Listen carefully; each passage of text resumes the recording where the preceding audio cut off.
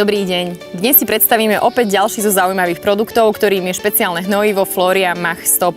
Toto špeciálne vo vode rozpustné hnojivo na báze železa nám zamedzí výskytu neželaného machu v trávniku a zároveň železo zabezpečí, že trávnik bude mať krásnu sytozelenú farbu. Takéto hnojivo sa používa zväčša na jar alebo na jeseň vo forme zálievky. Aplikácia je veľmi jednoduchá a do pripravených 10 litrov vody umiestnime 4 odmerky takéhoto hnojiva.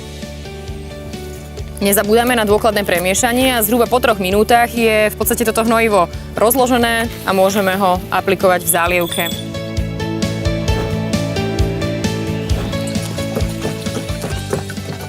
Po dôkladnom rozmiešaní a rozpustení všetkých častíc trávnik zalievame. Výsledok je viditeľný naozaj takmer okamžite, no a to, čo je veľmi dôležité, je to, aby sme následne z trávnej plochy vyhrábali všetok odumretý mach. Ak vám po vyhrábaní odumretého machu vzniknú v trávniku lisiny, odporúčam použiť napríklad Floria trávnikovú náplasť 3 v 1. To, na čo chcem ešte upozorniť, je aplikácia tohto prípravku vyslovene na trávne plochy. Vyhýbajte sa napríklad betónovým plochám, rôznym dlaždiciam, ale aj inému poreznému materiálu, na ktorom vznikajú vzhľadom k tomu, že obsahuje železo, nepekné, hnedé až hrdzavé škvrny.